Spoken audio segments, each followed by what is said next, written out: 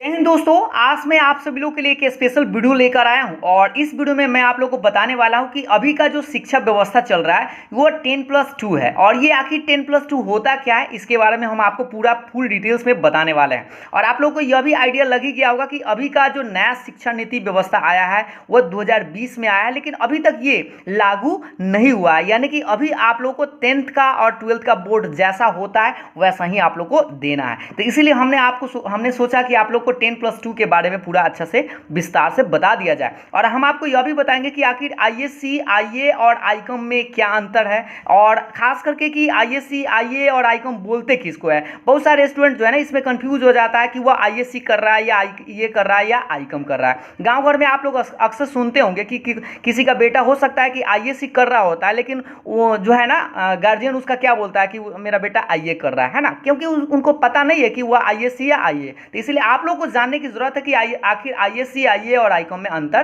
क्या होता है। और हम आपको यह भी बताएंगे कि आईएससी में कौन कौन से सब्जेक्ट लेने की जरूरत होता है और कौन कौन से सब्जेक्ट आप ले सकते हैं, फिर आप आईए में कौन कौन से सब्जेक्ट ले सकते हैं और आईकॉम में कौन कौन सा सब्जेक्ट ले सकते हैं और इसको फुल फॉर्म में बोलते क्या है, यह सब भी हम आपको पूरा अच्छा से समझाने वाले हैं। तो आप लोग वीडियो को पूरा शुरू से लेकर अंत तक जरूर देखिएगा ताकि आप लोगों को कोई भी बात मिस करते हैं। आज के इस इंपॉर्टेंट वीडियो को देखिएगा। सबसे पहले हम आपको बता दें कि हम लोगों को पहले समझना होगा कि 10+2 जो व्यवस्था है ये आखिर है क्या।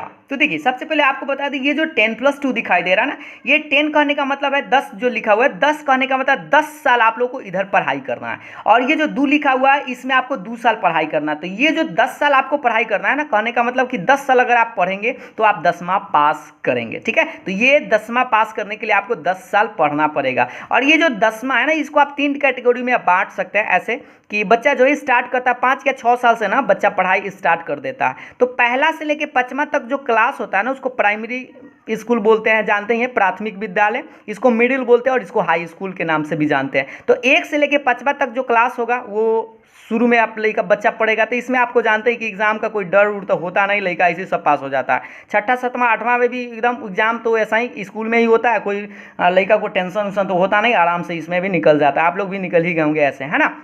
उसके बाद फिर 9th और 10th क्लास, तो 9th क्लास और 9 से थोड़ा सा टाइट होना शुरू हो जाता है, लेकिन उतना भी नहीं हो पाता है। लेकिन आपको 10th में तो आप जानते हैं बोर्ड एग्जाम होता है, जो आप लोग को इस अभी भी बोर्ड एग्जाम होगा ही होगा। और आप जानते हैं कि 9th क्लास से ही रजिस्ट्रेशन जो है आप लोग को शुरू हो जाता है। तो इधर जो आप समझ गए कि 10 साल मतलब देने के लिए तभी आप 10 साल देंगे तभी आप 10वां पास करते हैं, और इधर बस 2 साल में एक 11th और 12th आप आराम से पास कर जाते हैं। तो ये और साल के अंत में ही आप लोग को एग्जाम देना पड़ता है। लेकिन अब जो नया शिक्षा नीति व्यवस्था आया है आप जानते हैं कि उसमें हमने आपको पहले एक वीडियो बनाकर 1 से 2 दिन पहले आपको एक वीडियो बनाया था जिसमें कि नए शिक्षा नीति व्यवस्था के बारे में पूरा डिटेल्स में बताया गया। अगर आप लोगों ने उस वीडियो को नहीं देखा है तो आप आसानी से जाकर देख सकते हैं। ठीक है, तो ये बात तो आप समझ गए। और हम आपको बता दें शुरू में सबसे पहले कि अभी जो हाल फिलहाल में नई शिक्षा नीति 2020 में आया है ये लागू अभी नहीं हुआ है, लेकिन इससे पहले अभी तक 2 गो राष्ट्रीय शिक्षा नीति आ चुका है। कौन कौन सा? 1968 में सबसे पहले आया था, उसके बाद 1986 में, और इसी में कुछ संशोधन करने के बाद ना 1992 में भी एक आया, बट इसको कोई अलग से राष्ट्रीय शिक्षा नीति घोषित नहीं किया गया। यानी कि 1, 2 और ये तीसरा आ चुका है और यही आप लोगों का अब लागू होने वाला है। ठीक है, तो ये तो आप 10+2 के बारे में समझ गए। अब हम आपको यह बताते हैं कि कोई बच्चा जो है ना इंटरमीडिएट तो कर रहा है, वो आईए कर रहा है या आईएससी कर रहा है या आईकॉम कर रहा है, वो अंतर नहीं समझ पाता है। तो इसलिए इसके बारे में आप लोग को जानने की जरूरत है। देखिए सबसे पहले आपको बता दें कि अगर आप 11th में स्टार्ट किए हैं तो 11th यानी इंटरमीडिएट, या जिसको आप इंटर शॉर्ट में जल्दी में बोलते हैं। तो इंटरमीडिएट कहने का मतलब इंटरमीडिएट का 3 गो स्ट्रीम होता है। ठीक है, कै गो स्ट्रीम होता है? 3 गो फैकल्टी या डिपार्टमेंट, ऐसे आप बोल सकते हैं, फैकल्टी संकाय जिसको बोलते हैं। ठीक है, तो 3 गो होता है। अगर मान लीजिए कोई स्टूडेंट साइंस से पढ़ता है, साइंस कहने का मतलब विज्ञान से पढ़ता है। कोई स्टूडेंट हो सकता है आर्ट से पढ़े, कला जिसको आप हिंदी में बोलते हैं। कोई स्टूडेंट वाणिज्य या कॉमर्स से पढ़ता है। तो देखिए सबसे पहले तीनों का मतलब आप समझ लीजिए। अगर कोई स्टूडेंट साइंस से पढ़ने वाला स्टूडेंट है ना तो उसको बोलते हैं आईएससी, और आईएससी को फुल फॉर्म में क्या बोलते हैं ये भी आप जान लीजिए, साथ ही साथ देखिएगा ध्यान से।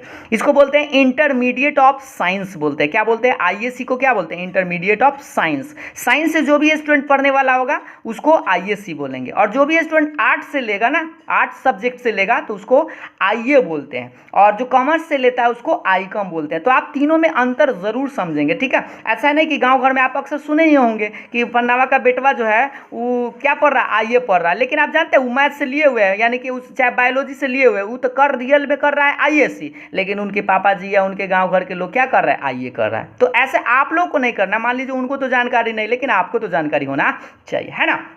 तो इसीलिए ये आप समझ गए होंगे कि जो साइंस से पढ़ेगा उसको आईएससी, और जो आर्ट से पढ़ेगा उसको आईए, और जो कॉमर्स से पढ़ेगा उसको आईकॉम बोलते हैं, ठीक है। आगे चल के हम आपको यह भी बताएंगे कि साइंस में कौन कौन से सब्जेक्ट आते हैं, आर्ट में कौन कौन से सब्जेक्ट आप ले सकते हैं, कॉमर्स में कौन कौन से। अगर आप मान लीजिए आईएससी करने के बाद आपको और आगे थोड़ा सा बता दें कि अगर आप आईएससी करने के बाद आप फिर से साइंस से ही पढ़ना चाहते हैं तो आगे पढ़ेंगे तो आपको बीएससी, है ना, और अगर इससे भी साइंस से ही आगे पढ़ना चाहते हैं तो एमएससी बोलते हैं। और ये इसको क्या बोलते हैं समझिएगा ध्यान से, बैचलर ऑफ साइंस बोलते हैं, और इसको आप ग्रेजुएशन भी शॉर्टकट में जल्दी से बोल देते हैं, ठीक है। ग्रेजुएशन कहिएगा तो इस पूरा चीज हो जाएगा, कोई भी आ जाएगा, लेकिन बैचलर ऑफ साइंस कहेंगे तो बीएससी आएगा, बैचलर ऑफ आर्ट्स कहेंगे तो ये बीए आएगा, और बैचलर ऑफ कॉमर्स बोलेंगे तो बीकॉम आएगा, ठीक है। तो जो कॉमर्स से पढ़ेगा ग्रेजुएशन उसको बीकॉम बोलेंगे, और जो आर्ट्स से पढ़ेगा उसको बीए बोलेंगे। उसी तरह से आगे अगर मान लीजिए कोई मास्टर डिग्री लेना चाहता है, एमएससी करना चाहता है, तो जैसे पोस्ट ग्रेजुएशन या पीजी जिसको आप शॉर्ट में बोलते हैं, पोस्ट ग्रेजुएशन इसको बोलते हैं, ठीक है, पीजी। तो मास्टर ऑफ साइंस इसको बोलेंगे, इसको मास्टर ऑफ आर्ट्स बोलेंगे, और इसको मास्टर ऑफ कॉमर्स के नाम से जानेंगे। तो हमें लगता है ये बात तो आप लोग को समझ में आ गया होगा। और अब आप लोग कंफ्यूज मत होइएगा कि आप आईएससी कर रहे हैं या आईए कर रहे हैं या आईकॉम कर रहे हैं। अगर आप मैथ से या बायोलॉजी से पढ़ रहे हैं तो आप फिक्स है कि आप आईएससी करने वाले। हिस्ट्री, ज्योग्राफी, पॉलिटिकल साइंस ये सब लेते हैं तो ये आईए कर रहे हैं, और आप समझते हैं कि अकाउंटेंसी, इकोनॉमिक्स ये सब आप लेते हैं तो आप समझिए आई कम कर रहे हैं। खास करके इसमें तो अकाउंट ही लिया जाता है, अकाउंटेंसी जिसको आप बोलते हैं लेखा, ठीक है। तो अब हम आपको बता देते हैं कि आखिर आईएससी में कौन कौन सा सब्जेक्ट आता है, आईए में कौन कौन सा सब्जेक्ट आता है। देखिए सबसे पहले हम आपको बता दें इंटरमीडिएट ऑफ साइंस यानी कि आईएससी के बारे में, ठीक है। तो इंटरमीडिएट ऑफ साइंस में आप ये तो बात हमें लगता है कि आप लोग को पता ही होना चाहिए कि इसमें कुछ स्पेशल 6 गो सब्जेक्ट है। इसी 6 गो सब्जेक्ट को में से आपको 5 गो कोई सब्जेक्ट सिलेक्ट करना है, कोई नहीं बल्कि हम आपको बताते हैं कि कौन कौन सब्जेक्ट आप सिलेक्ट कर सकते हैं। तो आप चाहे तो मैथ्स ले सकते हैं, फिजिक्स केमिस्ट्री आपको लेना ही पड़ेगा, और बायोलॉजी आप चाहे तो ले भी सकते हैं या नहीं भी ले सकते, ठीक है। और ये कोई एक सब्जेक्ट जो है ना एक्स्ट्रा होता है, या तो आप मैथ को एक्स्ट्रा कर सकते हैं या आप बायो को एक्स्ट्रा कर सकते हैं। इस साल से ना किसी एक सब्जेक्ट को आप एक्स्ट्रा कर सकते हैं दोनों में से, ठीक है। और हिंदी इंग्लिश तो आपका अनिवार्य विषय है, हिंदी की जगह आप उर्दू भी ले सकते हैं अगर आपका क्षेत्रीय भाषा है जो, ठीक है। तो आप इस यहाँ पर चेंज कर सकते हैं, बस इंग्लिश तो आपको वो लेना पड़ेगा ही पड़ेगा। समझिए कि आपको ये 2 गो जो सब्जेक्ट है वो अनिवार्य रूप से कंपल्सरी है, यानी आपको ये 2 गो सब्जेक्ट लेना पड़ेगा। और इधर से आप 3 गो सब्जेक्ट को सिलेक्ट कर सकते हैं, चाहे तो फिजिक्स केमिस्ट्री बायोलॉजी ले सकते हैं या मैथ फिजिक्स केमिस्ट्री ले सकते हैं, बायोलॉजी को एक्स्ट्रा भी कर सकते हैं। अगर कोई स्टूडेंट चाहे तो बायोलॉजी को लेकर मैथ को एक्स्ट्रा कर सकता है। तो ये तो सिंपल सी बात है, साइंस के बारे में तो आप लोग समझते ही हैं और समझ गए होंगे। तो अब हम बात करते हैं आर्ट्स के बारे में। अगर कोई स्टूडेंट आर्ट्स लेना चाहे, आईए करना चाहे, इंटरमीडिएट ऑफ आर्ट्स करना चाहे, तो उसमें कौन कौन से मेन जो सब्जेक्ट होता है अक्सर स्टूडेंट यही सिलेक्ट करता है। आप लोग में अगर आपको भी सिलेक्ट करने की जरूरत हो तो आप इन्हीं में से सिलेक्ट कीजिएगा।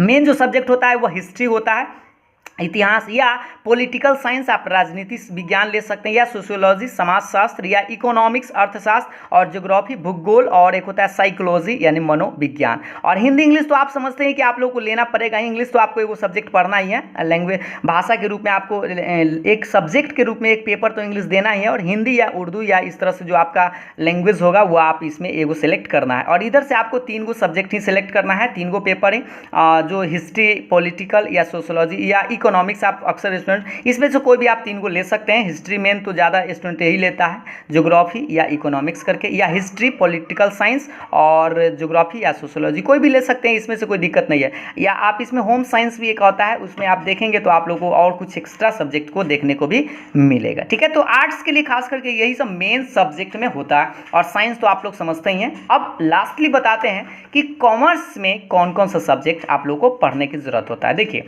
कॉमर्स में आप लोग को हम बता दें कि इंटरमीडिएट ऑफ, जिसको आप कॉमर्स बोलते हैं, इंटरमीडिएट ऑफ कॉमर्स शॉर्ट में आईकॉम बोलते हैं, ठीक है। तो आईकॉम का कुछ मेन सब्जेक्ट यही होता है, अकाउंटेंसी यानी जिसको लेखा बोलते हैं। उसके बाद होता है बिजनेस स्टडीज यानी व्यवसाय अध्ययन। उसके बाद इकोनॉमिक्स यानी अर्थशास्त्र, हिंदी और अंग्रेजी। ये 2 गो तो सब्जेक्ट आपको हमको लगता है लेना ही पड़ेगा। अंग्रेजी तो आपको लेना है, हिंदी की जगह पर आप कोई अपना क्षेत्रीय भाषा ले सकते हैं जो आप लोग को ऑप्शन में दिया जाएगा। तो ये आप खास करके स्टूडेंट जो है ना यही 3 गो सब्जेक्ट सिलेक्ट करता है, अकाउंटेंसी, बिजनेस स्टडीज और एक इकोनॉमिक्स, और हिंदी इंग्लिश ले लेता है। एक्स्ट्रा में आप चाहे तो इसमें 2 गो एक सब्जेक्ट आता है है, मैथमेटिक्स एक्स्ट्रा में आप चाहे तो ले सकते हैं, और या फिजिकल एजुकेशन यानी शारीरिक शिक्षा में को भी आप एक्स्ट्रा में ले सकते हैं। तो ये रहा कुछ जानकारी यह कि आईकॉम अगर करते हैं इन सब सब्जेक्ट्स के बारे में अगर आप स्टडी करते हैं तो उसको आईकॉम बोलते हैं। अगर आप ये सब सब्जेक्ट के बारे में अध्ययन कर रहे हैं, समझिए इस सब सब्जेक्ट के लिए, तो आपको आईएससी बोला जाएगा। अगर आप इस सब्जेक्ट ले चुके हैं, इनमें से कोई भी सब्जेक्ट आपसे पढ़ रहे हैं, तो समझिए आप आईए कर रहे हैं। इसमें आपको बता दें कि आईए वाला में एक एक्स्ट्रा मैथ्स में भी आप चाहे तो ले सकते हैं, आपको एक्स्ट्रा ऑप्शन लेने की दिया जाता है, ऑप्शन दिया जाता है, अगर आप चाहे तो ले सकते हैं। ठीक है, तो हमें लगता है कि आप लोगों को पूरा ये तीनों बात समझ में आ गया होगा कि इंटरमीडिएट ऑफ साइंस, और अब ये कंफ्यूजन आप लोग न रहिएगा कि आईएससी कर रहे हैं कि आईए कर रहे हैं कि आईकॉम। ये तो हमें लगता है कि आप लोगों को समझ में आ गया होगा, और आप लोगों को पूरा बात अब समझ में आ गया होगा कि आईएससी, आईए और आईकॉम होता क्या है, तीनों में क्या डिफरेंस है। ठीक है, तो अगर आप लोगों को पूरा समझ में आ गया होगा तो वीडियो को लाइक शेयर ज़रूर करिएगा, और आप हमें कमेंट करके अपना राय विचार ज़रूर व्यक्त करिएगा। तो आज के लिए इतना ही, फिर मिलते हैं नेक्स्ट वीडियो में। और हम आपको बता दें, नेक्स्ट वीडियो में हम आपको बताएंगे 11th के, अगर आप 11th में गए हैं और अगर आप मैथ्स का सिलेबस जानकारी चाहते हैं तो आप हमें कमेंट करके अभी ज़रूर बताएं, ताकि हम एक और वीडियो बनाएं जिसमें कि आपको बताएंगे स्पेशल 11th क्लास के मैथ्स का सिलेबस पर। ठीक है, तो आज के लिए इतना ही, फिर मिलते हैं नेक्स्ट वीडियो में। तब तक के लिए बाय बाय, थैंक यू।